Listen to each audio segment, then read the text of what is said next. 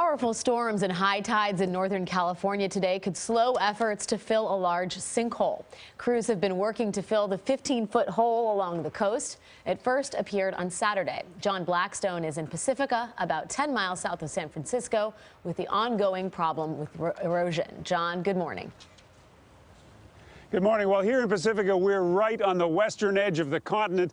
This apartment building is empty and condemned because it could slide into the Pacific Ocean because of cliff erosion. And over here now, a popular hiking path down to the beach is closed because part of it has disappeared into a huge sinkhole.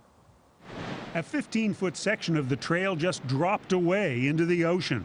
The trail is now off limits as crews pump concrete and sand into the massive sinkhole.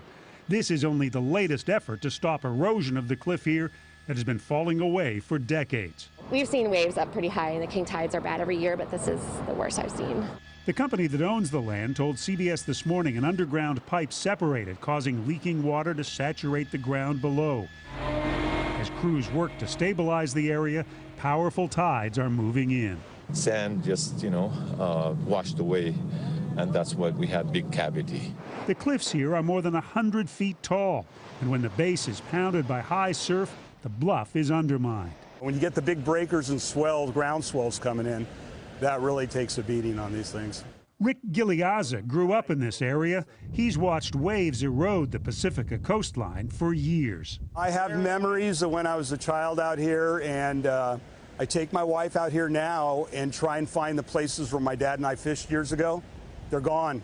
Houses that were once here are gone too. When major El Nino storms hit California in 1998, the bluffs eroded so quickly residents fled before one home tumbled into the ocean. Other houses were knocked down before they too fell off the cliff. Earlier this year, 2 apartment buildings were demolished as the bluff beneath them continued to drop away. And a third Ocean View apartment complex was condemned as massive erosion put the building at cliff's edge. You must have come along here, seen those apartments often. Could you ever have imagined that it would be like it is today, hanging off the edge? Well, gosh, coming out here every storm, yeah, I do. I mean, there's just nothing stopping this water. Now, once the sun rises, the view from here is spectacular, which is why there are apartment buildings all along this bluff. The nearest apartment building to here was recently renamed Ocean Air, and that's perhaps because its previous name conjured up a now too precarious image. It used to be called Land's End. Nora? How about that, John? Thank you so much.